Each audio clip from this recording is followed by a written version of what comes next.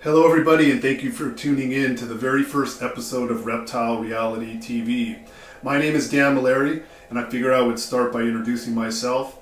For me, obscurity has always been my passion. Ever since I got into this, I always wanted to work with the really weird stuff, the non-mainstream animals. While I have in the past worked with the morphs, ball pythons, retics, berms, and all that sort of thing, they're pretty easy to breed. You can combine all the colors and pattern morphs and that sort of thing, and they make some really great animals.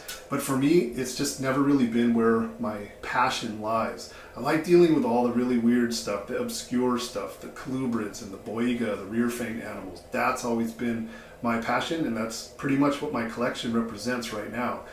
So those are the things that you're going to see on this weekly program. My goal is to open people's eyes to the real obscure animals that a lot of people, unfortunately today, they don't even realize that this stuff exists. That's what I work with, and that's what you're going to see. Plus, as some of you know, I do lots of field herping trips to different countries. We're going to take you along with us, and we're going to put out some weekly programs from overseas and wherever we may be. You'll be able to see how things go down in another country. It's really interesting stuff. We do a good job at it. And hopefully that will also inspire some of you to do some traveling of your own. You're also going to get to see a first look at my breeding accomplishments, possibly some animal availability and that sort of thing. We'll update you to expos and different appearances that we may be making. So that's pretty much it. Subscribe and you'll be current on pretty much everything that DM Exotics has going on. So in today's episode, what I'm going to show you is the giant Asian keeled rat snake, Ptyas carinatus. It's basically the biggest colubrid in the world. They easily reach lengths of 11 to 12 feet and sometimes larger than that. They look just like a king cobra. Obviously they don't have the ability to hood. They're very visually oriented, and they're basically one of the apex predators in the jungle. These guys will chase down anything that moves. It's my experience that the faster that thing moves, the more chase it gives. These animals just key up on that, and they are relentless. They will eat anything. They will eat eggs, birds, other reptiles, even other snakes.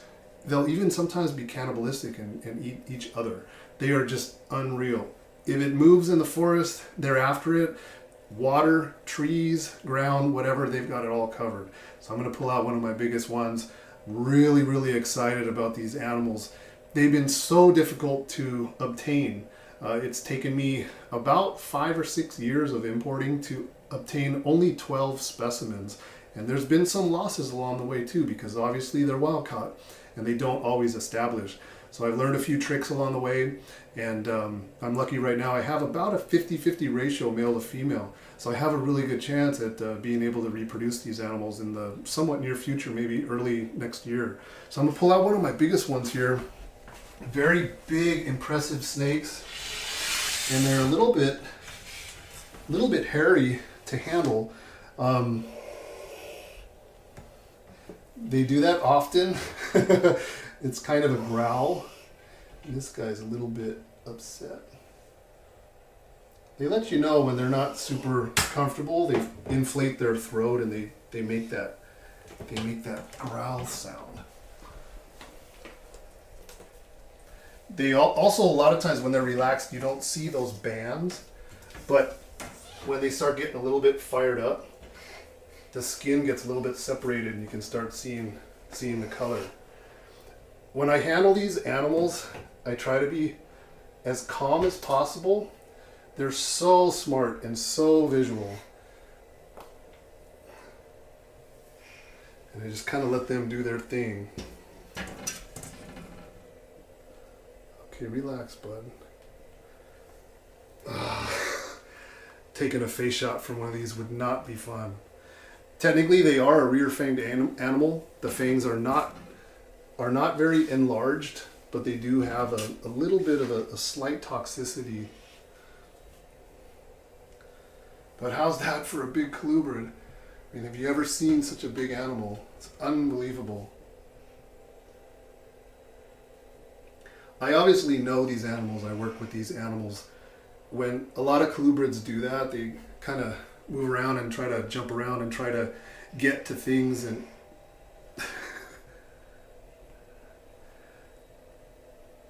put out a nice growl right behind my left ear. But they do that a lot. You know, they're very visual. They can see really, really well, and they lunge out and try to grab onto stuff. So they're a little bit of a handful, but they let you know when they've had enough, and they're gonna go after you. As long as that throat isn't puffed out, not a lot of growls and stuff, pretty much doing all right. But that is one big colubrid. It's so impressive.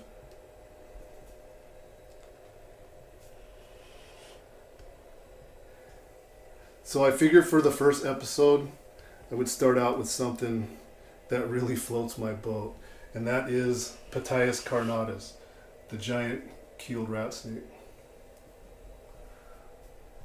Alright, we'll let this guy go back before he gets really upset with me. Here you go, bud. Go back.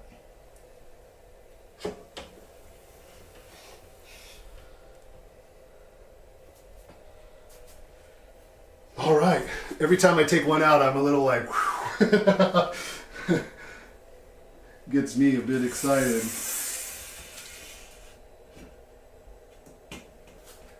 And I have another one here too. Well, I have quite a few others here. This one is what I call like a honey morph. It's not so much of the gray. Yes, I know. I've had these guys for, oh geez, this one I've had for almost 2 years now, and they really key into the keeper. I know this sounds kind of funky, but these animals know me. They recognize me. And when I come in here, they see me walking around, they're thinking food's coming and that. Their vision is so acute. I mean, I have no way of really proving it, but I feel that they can see and identify me compared to like other members of my family or friends that come in here. So a lot of times when they see me, they're thinking that food's gonna come in. Come on. Come on.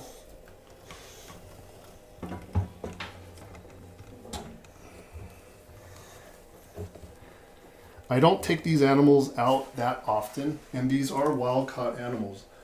So they're just very, very smart. Very aware of everything that's going on. Ah, yes. Yes.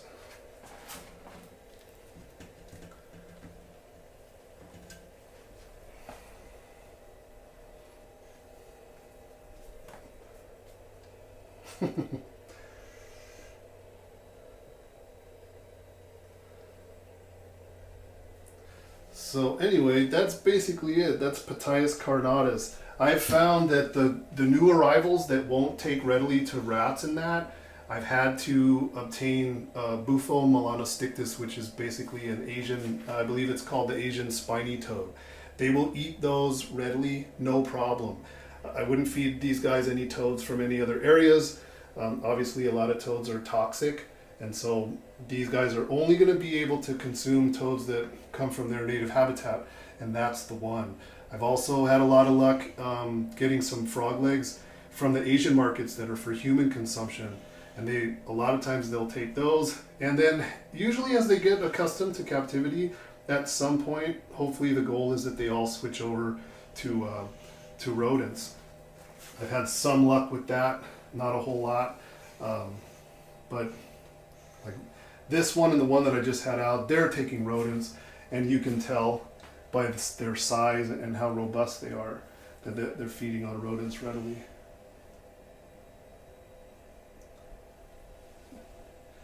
This guy still thinks I'm going to put some food in there.